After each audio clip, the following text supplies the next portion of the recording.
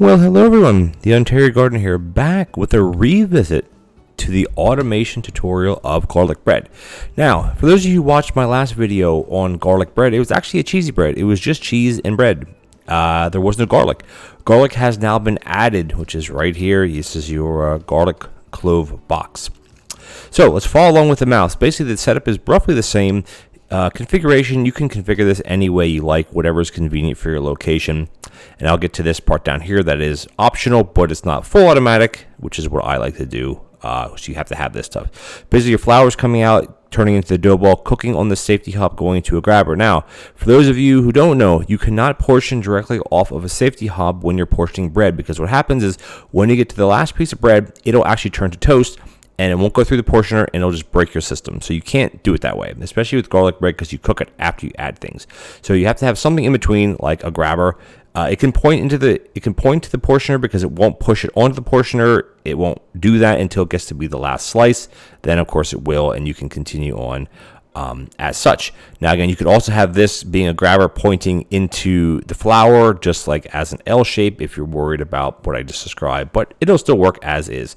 This will come down, it'll combine with the cheese. The cheese can be used with any type of mixer, but more importantly, a conveyor mixer, because it chops it fast enough. And then you have to add the garlic afterward. You can't add the garlic first. And the way the garlic works is you actually chop it. And you know what? Let's just start it up. We'll start it up and I'll talk as we're doing it. The garlic gets like chopped into cloves and then it gets minced. And using a conveyor mixer is not fast enough to keep up with how fast this cooks. So basically what I'm getting at is a safety hob will cook a piece of toast quicker than a conveyor mixer will turn garlic into cloves and into mince. So you have to do it this way. You have to have a rapid mixer here. Otherwise, this will not be fast enough. Or alternatively, you could have a smart grabber here. Or, as I said before, if you just want to have this part of the automation, the boards could point directly into this with no prep station at all, and then you don't have to worry about basically this step as far as which using a conveyor mixer. But you will be waiting. So as you see here, it's coming through. And we have, the way we have it set up here is it's actually going into a frozen prep, which I think is a very, very good idea, because it'll store 4 pieces ready to go at the beginning of the day. Because if you remember, this is a starter. And I believe it's a starter anyway. Sorry.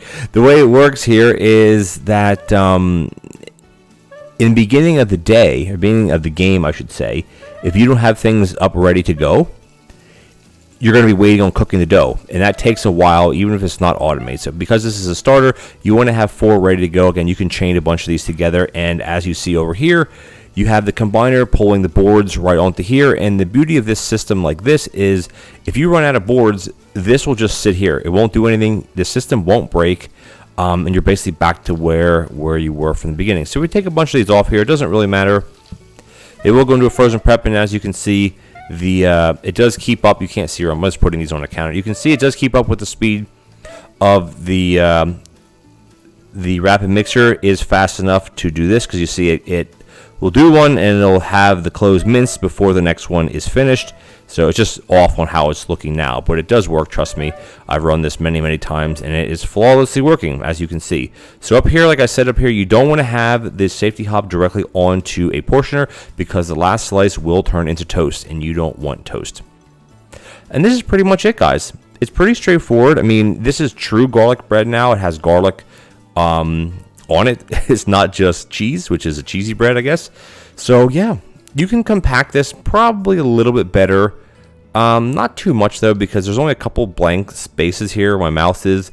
Again, you can leave this interpret how you want. And like I said before, is if you don't want to, I'll show you how you would set that up. If you don't want to have the whole prep station business, which I highly recommend, you basically would get rid of these items, get rid of this, get rid of this. All this could go away, and you would just basically turn this facing this, and there you go. And then this would just combine onto the hob when everything is finished. Again, why you would do that instead of having a prep station, I don't know, but this could be your first setup, and then you can come later by putting the prep station in, turning the combiner, putting that in, turning it this way, and then having this here. And again, you don't actually, this is full automation. That's the whole point of this video. It's full automation. Now, if you wouldn't want to have any automation as far as the boards, do them yourself. All this part here like this work could all be eliminated, and you could have a frozen prep right here. You grab your board, you grab your garlic bread, and you serve it to your customer. All right, guys, thank you so much for joining me. Glad I could revisit this to, change it up. As mods continue to be updated and changed, I will be bringing you the latest content for the mods, even if I have to remake a video 2-3 times, re-upload it for you guys. Now we have official garlic bread along with the cheese. All right, guys, thank you so much for joining me. If you enjoyed this video, please leave me a like as well as a comment. Much appreciated. And if you're enjoying the videos on this channel, please hit that subscribe button. It would really help me out. And getting close to my next goal. And I love the support from everybody. Thank you so much, and I'll catch you next time.